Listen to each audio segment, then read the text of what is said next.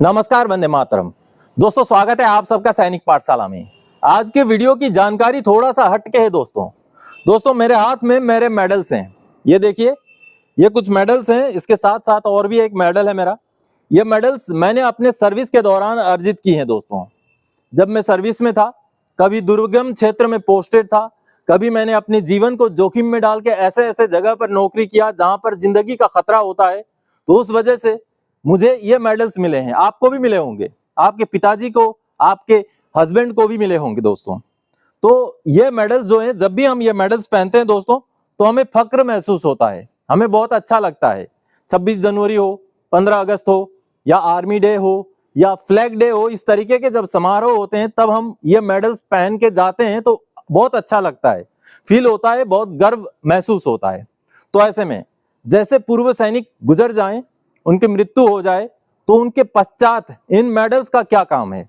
आप में से बहुत सारे फैमिली पेंशनर्स होंगे जो इस वीडियो को देख रहे होंगे, या आप अगर पूर्व सैनिक भी देख रहे हैं तो आपकी मृत्यु के बाद या पेंशनर की मृत्यु हो जाने के बाद जो सर्विस में रहे हैं, जिन्होंने मेडल अर्जित किए हैं, उनकी मृत्यु हो जाने के बाद इन मेडल्स का आखिर क्या काम है। क्या जो पूर्व सैनिक हैं उनके बच्चे, उनके माता पिता या उनकी पत्नी इन मेडल्स को पहन सकती हैं?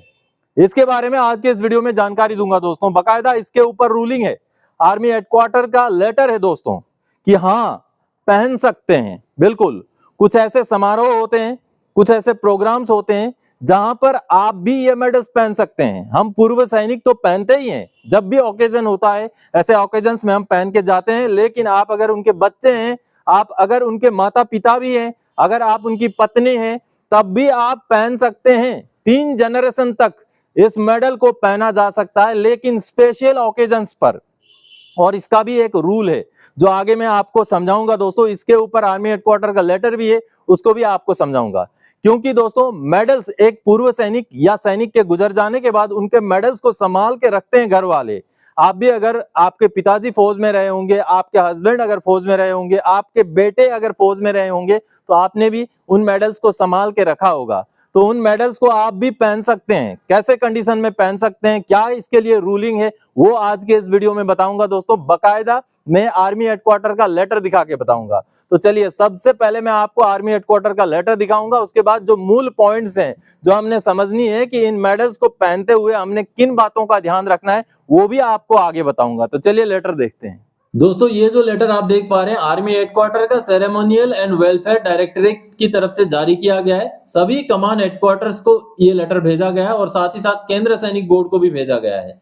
और ये लेटर, जैसे आप हेडिंग देख पा रहे हैं, wearing of family medals by next of kin service persons ex serviceman, यानी कि लेटर इस मुद्दे पे जुड़ा हुआ है दोस्तों कि कौन कौन मेडल्स पहन सकता है।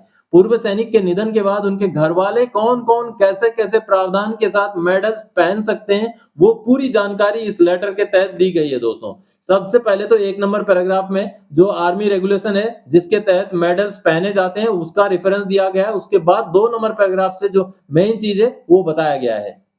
Medals are to be worn only by persons on whom these are conferred while serving or by ex-servicemen as laid down in regulations for the Army 1978 revised edition। यानी कि मेडल केवल उनके द्वारा ही पहना जाता है जिनको ये मेडल दिए गए हैं, और साथ ही साथ जो पूर्व सैनिक है वो भी पहन सकते हैं कुछ रूल्स एंड रेगुलेशंस के साथ, जो कि 1978 वाला आर्मी रेगुलेशंस में ये चीजें लिखी गई हैं। आगे लिखा हुआ है, of late some NOK of ex serviceman have expressed a need to honour the services of their late ex serviceman by sporting his her medals on specified occasions. यानी कि देर से ही सही कुछ एनओके, जो पूर्व सैनिक के एनओकेज हैं, उन्होंने ये मुद्दा उठाया है कि जो पूर्व सैनिक हैं, जो दिवंगत पूर्व सैनिक हैं, उनको सम्मान देने के लिए कुछ ओकेजन्स पर उनको भी मेडल पहनने की अनुमति हो।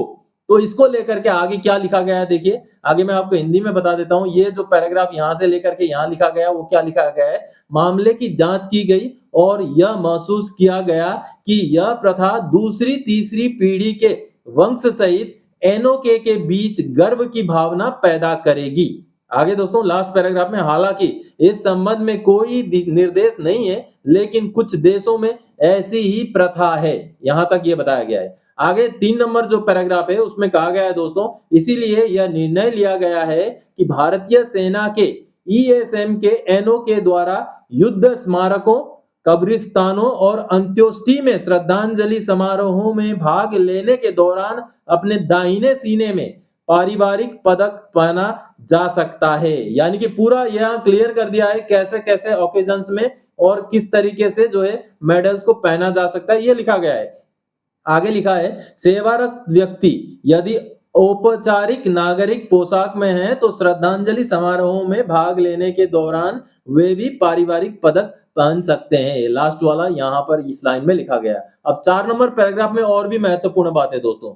उपर्युक्त के मद्देनजर सभी संबंधियों को सूचित किया जाता है कि पारिवारिक पदक यानी कि पारिवारिक पदक आगे स्पाउस पति या पत्नी, पेरेंट्स माता पिता, फॉर फादर्स यानी कि दोस्तों पूर्वजों के बारे में भी यहाँ लिखा हुआ है, और चिल्ड्रन बच्चे भी, may be worn on the right chest यानी कि आगे लिखा हुआ है को केवल उपर्युक्त अवसरों पर ही उचित औपचारिक नागरिक पोशाक पहनते हुए दाहिनी छाती पर पहना जा सकता है। क्लियर कर दिया गया है कि हम पूर्व सैनिक तो या सैनिक जो होते हैं वो लेफ्ट साइड में पहनते हैं, लेकिन घर वालों को राइट साइड में पहनना पड़ेगा, और आपके जो कपड़े हैं, जो ड्रेस हैं, वो बिल्कुल डिसेंट अच्छे होना चाहिए। In case more than one set of family medals are available, then only one set will be worn as per choice of the service persons / NOK।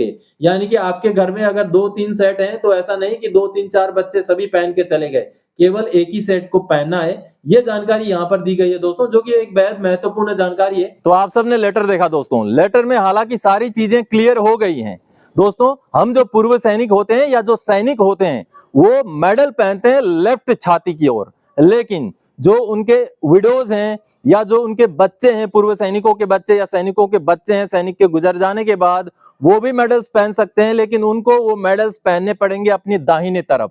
ये एक रूल है। और दूसरा रूल दोस्तों, जैसे कि मैंने लेटर में आपको समझाया, केवल उन ऑकेजन्स पे ही आप मेडल्स पहन सकते हैं। ध्यान रखना है, इन मेडल्स का बहुत महत्व है, इनको बहुत रेस्पेक्ट के साथ पहना जाना चाहिए, और आपका ड्रेस कोड अच्छा होना चाहिए। आप ऐसा नहीं कि बिल्कुल मतलब टी शर्ट वगैरह इस तरीके के जो कैजुअल ड्रेस होते हैं उनमें आ गए और मेडल पहन लिया, तो कहीं ना कहीं मेडल्स के हक में नहीं होता, वो उसके सम्मान के फेवर में नहीं होता। इसलिए आप जब भी इस तरीके के जो ओकेजन्स हैं वहां पर जाएं, जैसे क्रिमेशन हो, किसी को होमेज देना हो, या अगर आप किसी को श्रद्धांजलि देने के लिए जाएं, तो वैसे में आपको डिसेंट ड्रेस पहनना है, बिल्कुल अच्छे ड्रेस पहनना है, फॉर्मल ड्रेस पहनना, और उन ड्रेस में अपनी छाती के दाहिने और आप मेडल्स लगा सकते हैं दोस्तों।